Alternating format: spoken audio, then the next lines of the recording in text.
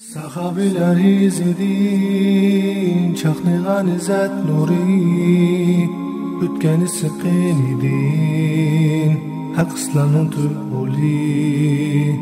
Başakmaz kafirlar, şiddet bilen atseli, Hemze Halid Musab'tek, şir yürek oğlanları. Sumame İbni Usal Qurayshlarga iqtisodiy jazo yurgizgan sahoba.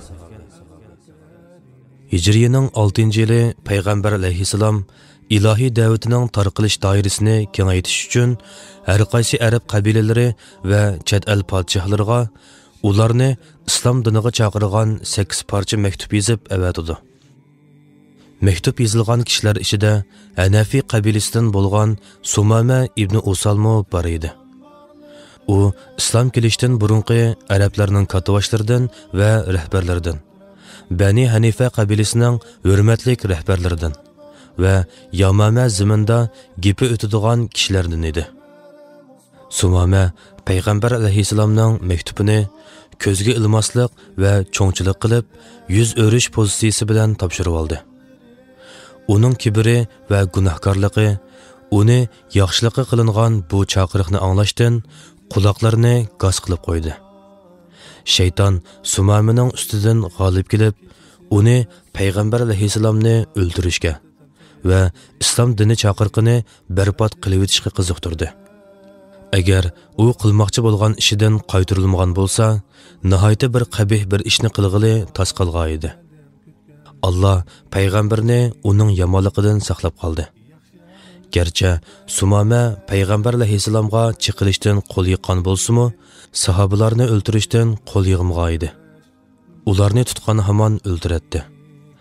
Payg'ambar alayhissalom sahobalarga Sumamaning qinini to'kish halol deb e'lon qildi. Ardın uzun o'tmay Sumama umri haj ado qilishga bel bog'lab, Yamama zamindan Makka tarafga yo'l oldi. U o'z ko'ngilda Ka'bani tavob qilish, butlarga mol o'ltirishni o'ylaydi. Sumama Madina tarafga yaqin bir yo'lda ketayotganda, o'ylamag'an yerdan dushmandan xavf yetishdan yoki birarsining yomon qasd qilishidan saqlanish uchun yurt orlab yurgan payg'ambar alayhissalomning qo'shinlaridan biriga uchrab qoldi. Qo'shindagilar Sumamani asirga oldi. Bular Sumamani tunimaydi. Ular uni Madinaga ilib kelib, bu asirni payg'ambar alayhissalomning o'z ko'z bilan ko'rib, hukm chiqarishi uchun masjid to'yliklaridan biriga bog'lab qo'ydi. Payg'ambar alayhissalom masjidga chiqib, bog'langan Sumamani ko'rdi-da, sahobalarga "Sizlar kimni tutqanliklaringizni bilamsizlar?" deb so'radi. "Yo'q, bilmaymiz, ey Rasululloh", deyishdi sahobalar. Bu Hanifa qabilasidan Sumama ibn Usal. Uningga yaxshi muomala qilinglar, dedi payg'ambar alayhissalom.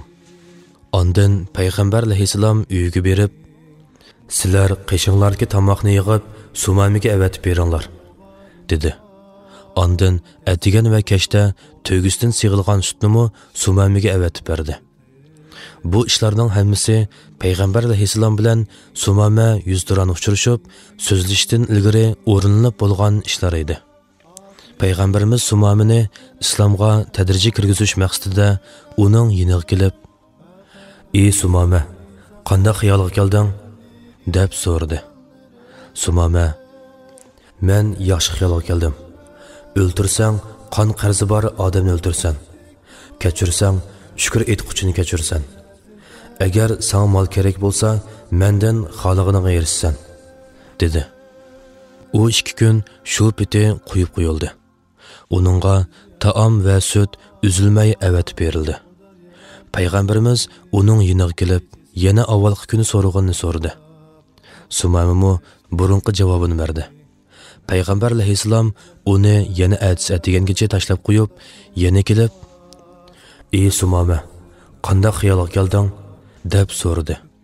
Sumama, "Men sana degandek", deb burunqi gapida chingtirib oldi. Payg'ambarimiz sahobalarga qarab, "Sumamani qo'yib o'tinglar", dedi. Ular Sumamani qo'yib o'tdi.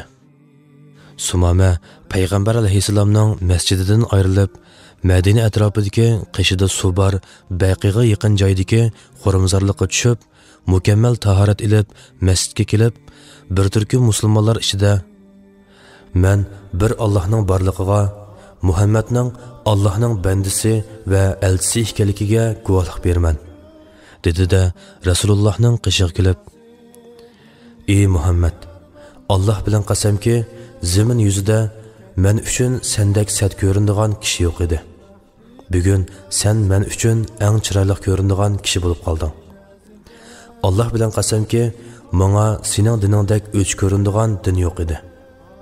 Endi bugun sening dining dinlar ichidagi eng suyumli din bo'lib qoldi.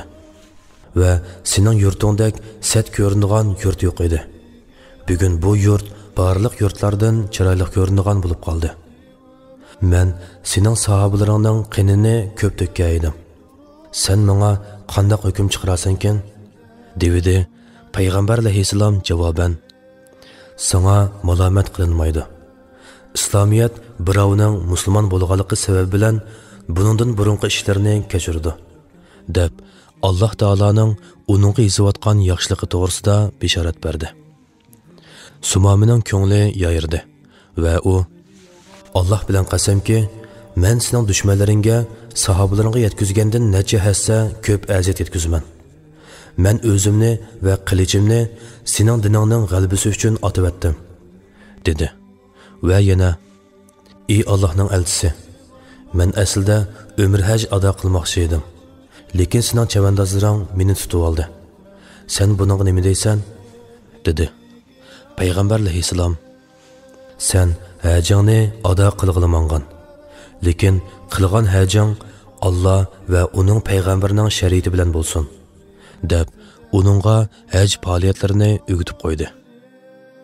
Sumama o'z yo'liga yurib ketdi. Hatto u Makkaning o'ttirisiga berib, yuqori ovoz bilan: "Hozirman ey Alloh, sana hozirman. Sana hozir deyman ey Alloh. Maqtash, ne'mat va podshohlik sen tarafdandir. Sening sheriking yo'qdir" deb talbiya etdi. U o'z zamindagi Makkaga talbiya o'qib kirgan tunji kishi bo'lib qoldi. Qurayshliklar bu talbiyani anglab, bu kishini tutish uchun ochiqlangan holda qilichlarini yalang'ochlab yugurishib kelishdi. Lekin Sumama ularga mag'rurona qiyofatda qarab turdi. Quraysh yoshlaridan birisi uni o'qya bilan atmoqchi bo'lib edi. Qurayshliklar uning qo'lini tutib olib: "Voy seni, bu odamning kimligini bilamsan? U Yamama shahrining valisi. Alloh bilan qasam, uningga yomonlik yetsa, uning qavmi bizga ochliq berishni to'xtatib, bizni ocharchilikda o'ldirdi" dedi. Kishilar qilichlarini g'iloblarga solgandan keyin Sumamiga qarab: "Ey Sumama, sana nima bo'ldi? Ota-onaning dindan yuz o'rdingmi?" deb so'radi. Sumama: "Men dindan yanmadim, lekin yaxshi dinga geçdim. Ya'ni Muhammadning diniga geçdim. Alloh bilan qasamki, sizlarning hammanglar butunlay musulmon bo'lmoqcha, men Yamamiga qaytgandan keyin sizlarga bir tal don yoki biror tal molmi kelmaydi" dedi. Sumama Qurayshliklarning ko'z oldida payg'ambar alayhissalom o'rgatgan bo'yicha haj qildi. But va tashlarga emas, balki Alloh uchun mol o'ltirdi va shaharga qaytib berib, qavmini Qurayshliklarga beradigan ochliq yordamini to'xtatishga buyurdi. Makka xalqiga berilgan ochliq to'xtadi. Sumamining Qurayshliklarga yurgizgan ochliq jazosi borgan sari ig'irlashishga boshladi. Ochliq bahosi o'rlab, kishilar orasida ocharchilik yuz berdi. Hattoki ular o'zlarining va bolalarining ochliqdan o'lib ketishidan ansirashdi. Bu vaqtda ular payg'ambar alayhissalomga xat yozib: "Sen o'zingni sizlar rahimni ulug'uchi deb va'da bersan, ham bizni shuning rag'batlantirsan. Lekin sen hozir sizlar rahimni o'zding. Otalarni qilich bilan o'ldirding, bolalarni ochliqdan o'ldirding. Sumama ochliqni to'xtatib olib, bizga ziyonkashlik qildi. Agar sen Sumamiga bu to'g'risida xat yozishni to'g'ri ko'rsang, shunda qilgan bo'lsang" dedi. Payg'ambar alayhissalom Sumamaga ochliqni qo'yib etish to'g'risida xat yozdi. Sumama ochliqni qo'yib etdi. Sumama butun hayotida dinga kuyinib, payg'ambarimiz yo'li qo'ygan diniy shariatga rioya qilib keldi. Payg'ambarimiz vafot bo'lganda arablar Allohning dinidan to'p-to'p bo'lib chiqishga boshladi. Musaylima bo'lsa Bani Hanifa qabilasi ichida turib, kishilarni o'ziga ishonishga chaqirdi. Sumama oxiri butun kishilarning oldiga chiqib, "Ey Bani Hanifa qabilasi, sizlar yo'riqliq bo'lmagan undaq qorong'ulikdan qochinglar. Bu bo'lsa Musaylimaga ergashganlarga Alloh tarafidan yezayotgan baxtsizlikdir, ham bir sinoqdir", dedi. Va yana, "Ey Bani Hanifa qabilasi, bir vaqtda hargiz ikki payg'ambar kelmaydi. Muhammad Allohning haq elchisi. Uningdan keyin payg'ambar yo'q. Uningga sherik bo'lgan payg'ambar mo yo'q", deb ondan Alloh taoloning Hamim, bu kitob, ya'ni Qur'on, g'olib, hammani bilguchi Alloh tarafidan nozil qilingandir. Alloh gunohlarni mag'firat qiluvchidir, tavbani qabul qiluvchidir. Allohning azobi qattiqdir. Alloh in'om egisidir. Uningdan boshqa hech iloh yo'q. Oqibat qaytariladigan joy uning dargohidir, degan oyatni o'qidi. Va Allohning bu so'zlari Musaylima to'qib chiqqan, "Ey qumchoq, siz poklaydigan narsangizni poklang. Siz to'sib qoladigan suv yo'q. Siz dug'lashtiradigan suvmi ham yo'q", degan so'zdan qanchalik yuqori o'rinda turdi, dedi. Ondan qavmi ishidagi islomiyatda qilib qolgan kishilarni yig'di va Alloh yo'lida jihad qilib, Allohning so'zini zaminda ustun qilish uchun murtadlar bilan kurash qildi.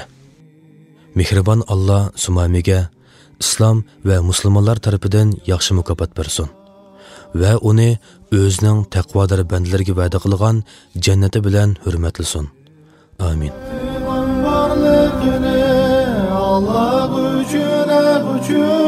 Faqat Rabbning rizasi dildagi armonlari. Ketdi Umar Usmon nahdi qo'lda tek turib, Anas ibn Nazirda ummatning polvonlari. Ketdi Umar Usmon nahdi qo'lda tek turib, Anas ibn Nazirda ummatning polvonlari. Ketdi Umar Usmon nahdi qo'lda tek turib, Anas ibn Nazirda ummatning polvonlari. Ketdi Umar Usmon nahdi qo'lda tek turib, Anas ibn Nazirda ummatning polvonlari.